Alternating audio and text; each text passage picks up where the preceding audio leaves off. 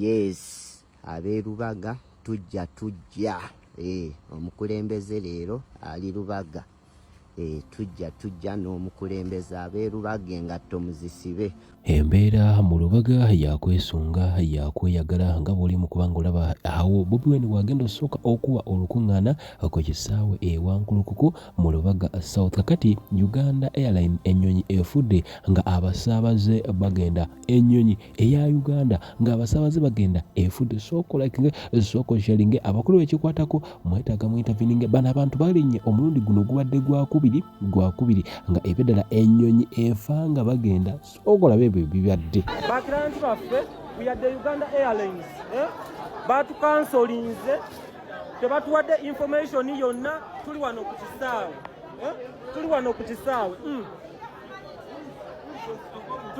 kisaawe okitegeera. So tuli wano ku kisaawe batukansolinze tuli ku kisaawe. These fools must be treated very well. Naye obuzibu bwammwe land communicate. Be professional. Tumala obudde bungi tuli mu bizinensi tumaze okujja nate nali mwatuzaayo kyatugera kola kigera pakati not communicate eyo nsobi so I want to call like compensate us. Of course it has to happen. Mugasa sude sente zetu mugamba bintu birala. Mzee agamba papa agamba sente ze ko inacho mugamba sasa. Yes. Kati chemba saba. Papa gogamba ki? Kati nze njalanjule n'abantu bonna. Kubamwe bakama bafanga. Wanga tejagala nkobuli olaba. The fact is entangulidde pa. Olaba this people, olaba bano. Nanyini wawe abatambuza yazze kumwe just a week back. Nabuginga nze yange flight nagibukinga 2 months ago. So you want to prioritize. You want to prioritize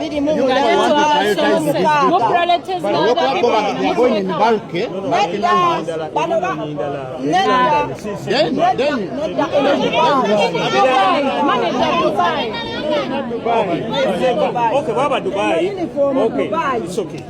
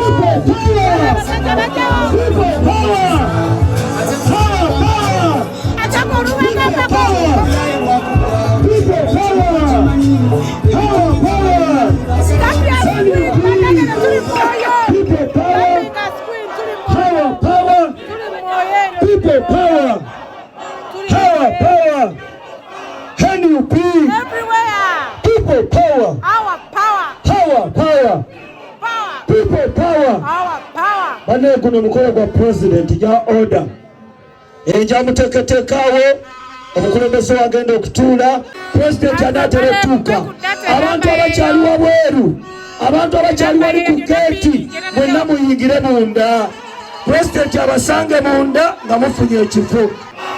Power kunga Museveni nkenda kunga Uganda kunga people power banange era twagatumwanirize mu kitiibwa. President watuuka wano mbasaba mumulage essanyu, mbasaba mulaga obwagazi, katata mukanazeeko amaziga, abakyala muzinemu ku mazina, abakumabiite namwe mweyagale.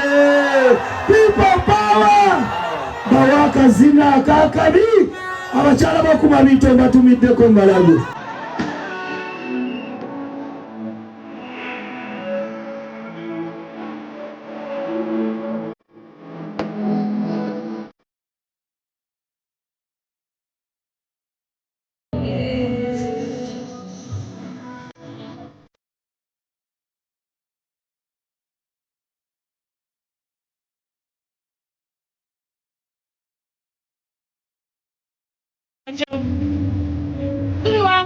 Tuli wankulukuku.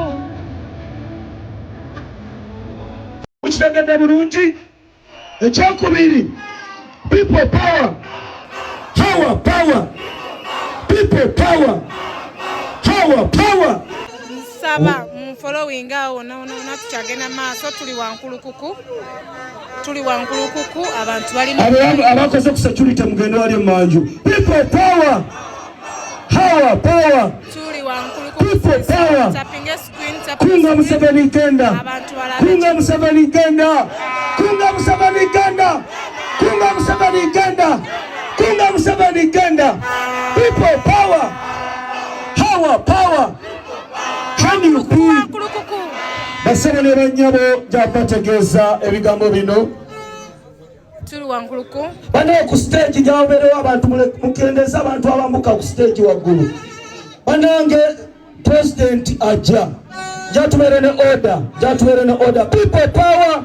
kigenda Basaba ne bannyabo gyabasaba mweyagale. Twabawa kulemesa kola ki? Kweyagala.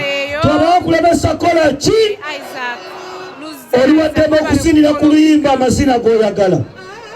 Basaba ne bannyabo nyongera bategeeza buli omu akole kyasobola okukola. Era kye twagala bategeeza waliwo abatadde wali saagala batunda bintu munda.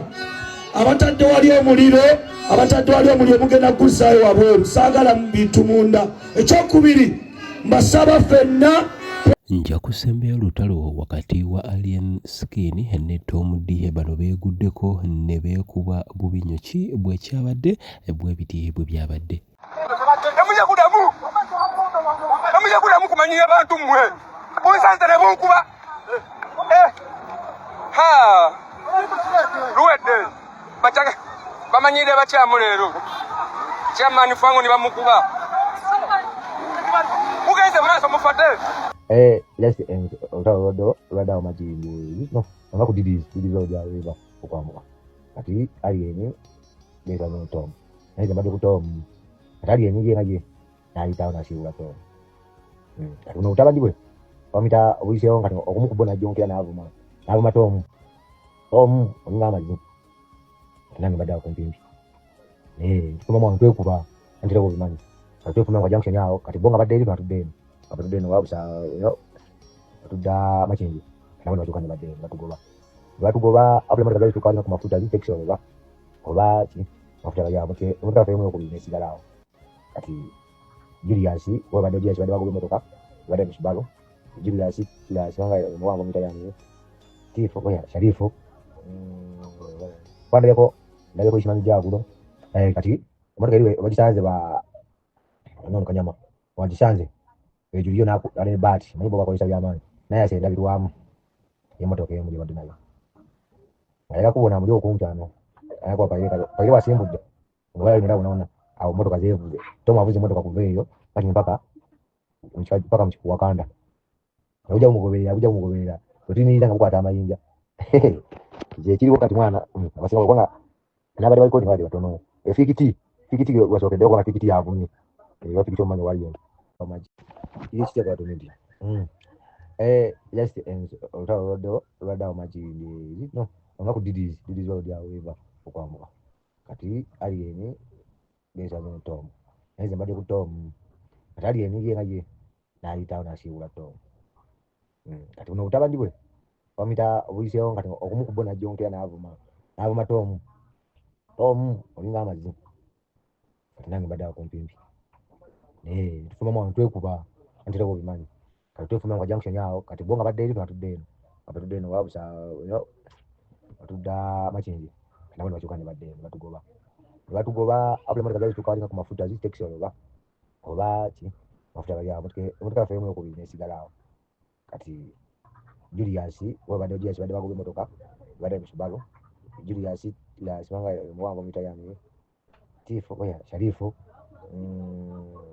kwanda yako ndabeko ishimani jagulo kati motoka ile wajisanze ba nono kanyama wajisanze Julio na ale bati mwibo bakoresha byamani naye asenda birwamu yemotoka yemu libadde nayo Ayaka kubona muri okumchano. Ayakwa payeka wasimbudde. Ngwala nenda kunaona au motoka zevuze. Toma avuze motoka kuveyo kati mpaka mpaka mchikuwa kanda. Uja umugoberera. Tutinira ngabukwata amayinja. Je kiri wakati mwana abasinga kwanga nabali baliko ni wali batono. Fikiti wasokedde kwa fikiti yavunye. Fikiti omanyi wali yavunye oyo kuruvudde.